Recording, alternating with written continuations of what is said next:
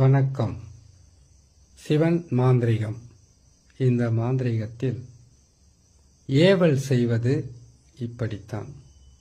ஏவல் ஒரு குடும்பத்தையும் சரி, கணவன் மனைவியாக இருந்தாலும் சரி, நண்பர்களாக இருந்தாலும் சரி, காதலர்களாக இருந்தாலும் சரி, தொழிலில் எவ்வளவு பெரிய வெற்றி பெற்றவங்களாக இருந்தாலும் சரி, இவர்களை, இந்த உறவுகளை, இந்த தொழிலை, வியாபாரத்தை, பிஸ்னஸை, ஒரு மனிதனை சர்வமும் நாசம் செய்வது தான் ஏவல்.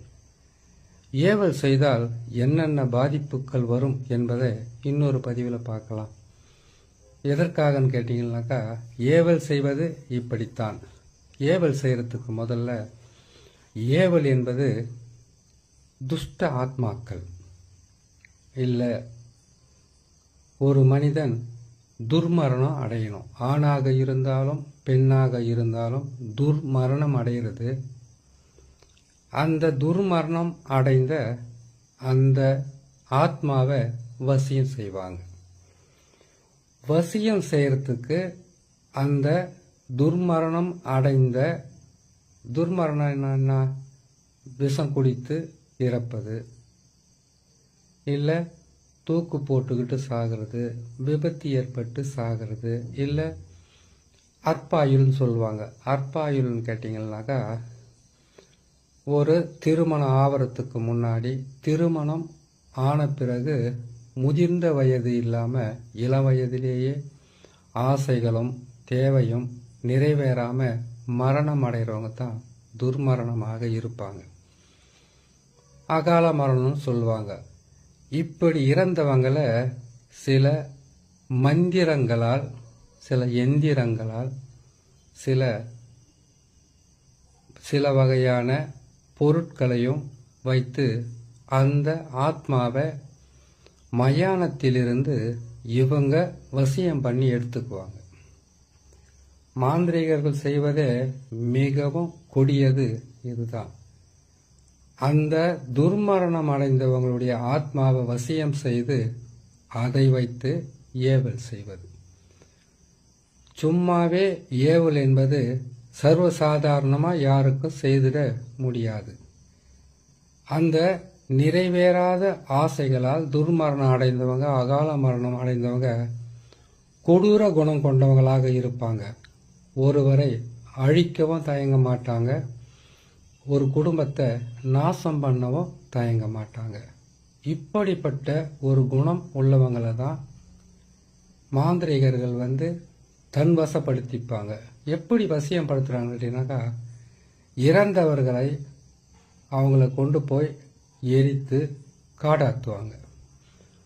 காடு ஆற்றுவதற்கு முன்பதாகவே அந்த சாம்பலை தலைப்பகுதியில் இல்லை மார்பு பகுதியிலிருந்து அவங்களுக்கு தெரிந்த வெட்டியான் யாராவது இருந்தால் அவங்கக்கிட்ட பணம் கொடுத்து அதை மட்டும் எடுத்துக்குவாங்க.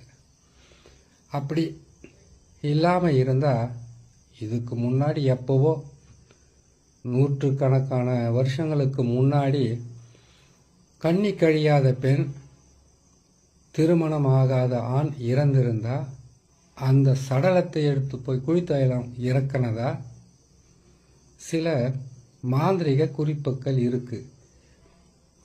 அதே மாதிரி தலைச்சம்பிள்ளைகளை செய்ததா மாந்திரிக குறிப்பு இருக்கு. இப்போ எல்லாம் அப்படி செய்தால் அரசாங்கத்தால் பல வகையான தண்டனைகளுக்கு உள்ளாவாங்க. அப்படி இல்லாமல் மந்திரங்கள், அதாவது மந்திர உபாசனன்னு ஒன்று இருக்கு.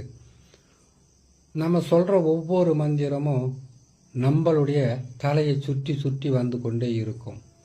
இப்போ சர்வசாதாரணமாகவே ஓம் நமச்சிவாயா என்கின்ற மந்திரத்தை தினமும் 108 முறை யாரெல்லாம் பிரயோகப்படுத்துகிறாங்களோ அவங்களுக்கு பெரிதளவு மாந்திரிக பாதிப்பு வராதுன்னு மாந்திரிக நூல்கள் சொல்லுது. அப்படி இருக்கும்போது அது எந்த திசையில் சொல்லணும், எப்படி சொல்லணும் என்ற விதிமுறை இருக்குது. இதே நமச்சிவாயம் என்கின்ற 5 எழுத்தில் 108 வகையான மாந்திரிகத்தை பயன்படுத்தலான்னு தான் இன்னொரு ஜோதிட நூலும் சொல்லுது. எல்லோருக்குமே மாந்திரிகம் கைவசப்படாது. அப்படி கைவசப்படுகிறவங்க தவறான பாதையில் போகாமல் இருக்கணும். தவறான பாதையில் போகாமல் இருக்கணும்னு சொல்லிட்டு ஏவல் செய்வது எப்படின்னு போகிறது தவறுதான்னு கேட்டாக்கா, ஒரு மாந்திரிகத்தில் எதுவெல்லாம் இருக்கு, அது எப்படியெல்லாம் செய்வாங்க, எப்படி செய்தால் இந்த பாதிப்புக்கெல்லாம் வரும் என்பதை சொல்ல வேண்டியது ஒரு கடமை. அப்படி இருக்கும்போது துர்மரணம் அடைந்தவருடைய ஆத்மாவை மந்திர மூலியமாக, தகடு மை மூலியமாக அந்த தகடில் எழுதக்கூடிய அச்சாரங்கள் வைத்து அதை ஈர்க்க முடியும். அவங்களுடைய பேர், அவங்களுடைய குலதெய்வம் பேர், அவங்களுடைய உடை, அவங்களுடைய காலடி மண், இது எல்லாம் இறப்பதற்கு முன் அவங்ககிட்ட இருந்தால் அவங்கள ஈஸியாக வசம் பண்ணிடுவாங்க. இல்லைன்னா அவங்கள எரித்த சாம்பல் தான் வேணும். இதை கொண்டு வந்து கட்டாயமாக ஒரு உருவ பொம்மையை செய்வாங்க. அதாவது சாம்பல் இருந்தால் அதில் செய்வாங்க. இல்லைனாக்கா அவங்களுடைய பேர், அவங்களுடைய குலதெய்வ பேர், அவங்களுடைய காலடி மண், துணி ஏதாவது இருந்தால் அதை வச்சு ஒரு ஏவல் செய்கிறதுக்குன்னு பல வகையான விதிமுறைகள் இருக்குது. ஏவல் செய்யும்போது மட்டும் எல்லா மண்ணையும் எடுக்கலாம்.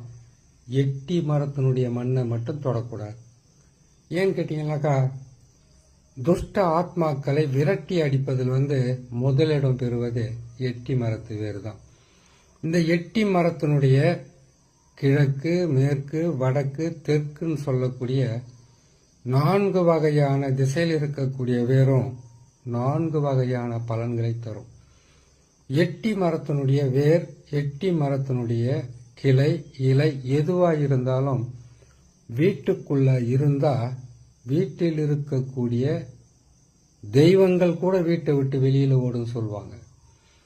ஒரு வீட்டில் ஒரு செய்வன பாதிப்பு, இல்லை ஏவல் பில்லி சூனிய பாதிப்பு, இல்லை எவ்வளவோ மாந்திரிகத்தால் பாதிப்பு இருக்குன்னாக்கா, எட்டி மரத்தினுடைய கிழக்கு பக்கம் இருக்கக்கூடிய வேரை எடுத்துட்டு வந்து அதை 4 வகையான அஷ்டபந்தனமாக செய்து ஒரு வீட்டுக்கு 4 பக்கமும் இதற்குண்டான பலியுடன் சேர்த்து அதை புதைத்து வச்சுட்டாக்கா, அந்த வீட்டில் இருக்கக்கூடிய துஷ்டாத்மா மட்டும் இல்லை, அந்த வீட்டுக்கு குலதெய்வமே வராத அளவுக்கு வேலை செய்யும்.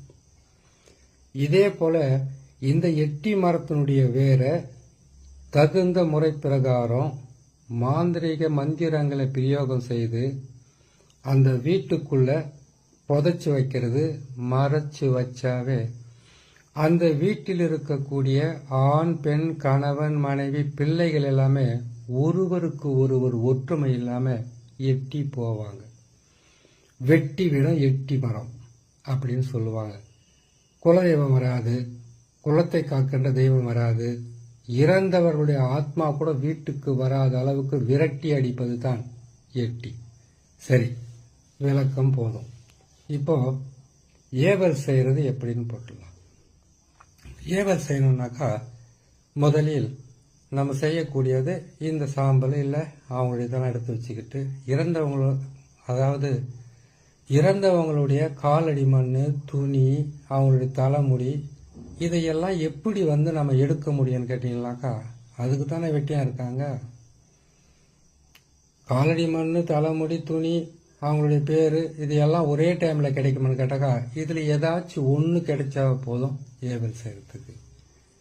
இதை எடுத்து இந்த எட்டி மரத்தினுடைய வேர் பக்கத்தில் இருக்கக்கூடிய மண்ணை தவிர முச்சந்தி மண், இடுகாட்டு மண், புத்து மண், அது மட்டும் இல்லாமல் ஒரு மனிதனுக்கு எந்த திசையில் போனாலும் முக்கூட்டு வழி மண்ணுன்றது தாண்டி தான் போவாங்க.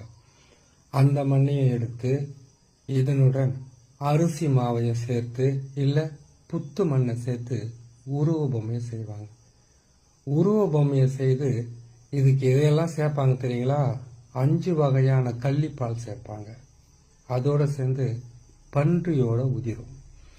இதோட முள்ளம்பன்றியோட அதனுடைய மலம், குடல், பிச்சு இது எல்லாமே ஒன்றா சேர்த்து ஏவல் பொம்மையை உருவாக்குவாங்க. இந்த பொம்மையை உருவாக்கிட்டு இதுக்கு கள்ளிப்பாலுடைய கள்ளிச்செடியினுடைய பாலும் பன்றியோட உதிரமும் சேர்த்து நல்லா பிசைந்து ஒரு உருவ பொம்மையை உருவாக்கி அந்த உருவ பொம்மைக்கு கண்ணில் பார்த்தீங்கன்னாக்கா ஒவ்வொன்றுக்கும் ஒவ்வொரு பொருளை வச்சு உருவாக்குவாங்க.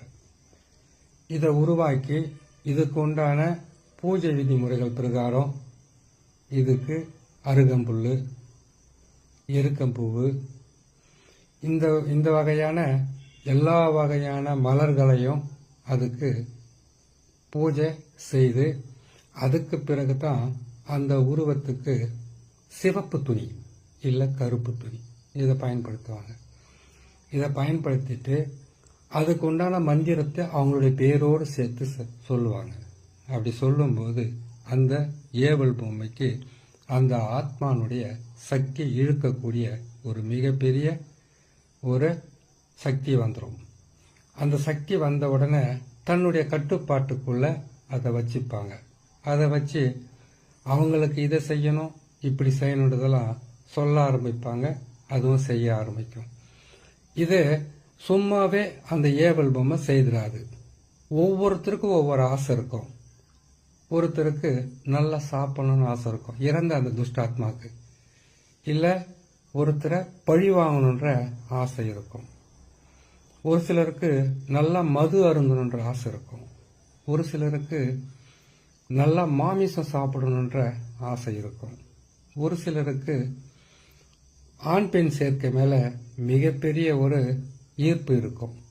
ஒரு சிலருக்கு கலகம் ஊட்டி வர்றது, சண்டை போடுறது, ரத்த காயங்களை ஏற்படுத்துவது, அப்படின்னா விபத்துக்களை ஏற்படுத்துவது. இதே போல இன்னொருத்தர் துர்மரணம் அடைகிறதுக்கு வழியை காட்டுவது. இப்படியெல்லாம் ஒவ்வொரு துஷ்டாத்மாக்களுக்கும் ஒவ்வொரு அகால மரணம் அடைந்தவங்களுக்கும் துர்மரணம் அடைந்தவங்களுக்கும் கட்டாயமாக ஆசைகள் இருக்கும்.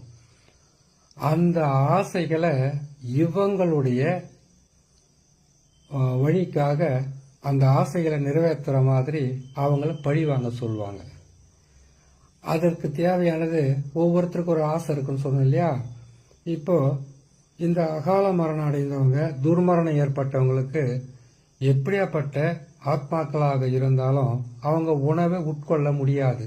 ஆனால் அதனுடைய வாசனைகளையே அவங்களால நுகர முடியும். அந்த வகையில் அவங்களுக்கு மது, மாமிசம், அப்புறமா அவங்களுக்கு தேவையான வாசன திரவியங்கள், அவங்களுடைய ஆசைகளை தெரிந்து அந்த ஏவலை செய்ய சொல்லுவாங்க.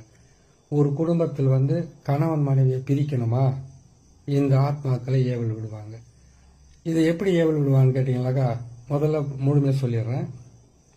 இந்த துஷ்ட ஆத்மாக்கு என்ன தேவையை பார்த்து மது, மாமிசம், அதுக்கு உண்டான சுருட்டு, பீடி, அதுக்கு உண்டான உதிரம், இது எல்லாமே படையலாக போட்டு அதுக்கு பிறகு இந்த துஷ்ட ஆத்மாக்கு என்னவெல்லாம் தேவைன்றதை இவங்க தெரிஞ்சு வச்சுக்கிட்டு கணவன் மனைவியை பிரிக்கணுமா, குடும்பத்தை சர்வ நாசம் செய்யணுமா, தொழிலை உருப்படாத அளவுக்கு செய்யணுமா, நல்லா இருந்த ஒரு பிஸ்னஸை முற்றிலும் தலைகீழாக மாற்றணுமா, ஒரு குடும்பத்தை தனித்தனியாக பிரிக்கணுமா, சேர்ந்து இருக்கிற எந்த உறவாக இருந்தாலும் பிரிக்கணுமா, எப்பேற்பட்ட ஆளாக இருந்தாலும் அவங்கள பல வகையில் பாடாப்படுத்துவது தான் ஏவல் செய்கிறது. இந்த ஏவலை இப்படியெல்லாம் செய்வாங்க. இந்த ஏவல் 8 வகைப்படும். இந்த 8 வகையில் இது சொல்கிறது பார்த்தீங்கன்னாக்கா 2% மட்டும்தான் இப்போ சொல்கிறது. மீதி கொடுமையாக இருக்கும், சர்வசாதாரணமாக இருக்கும். ஒவ்வொரு பதிவிலும் ஒவ்வொரு ஏவலை பற்றி நம்ம சொல்லலாம்.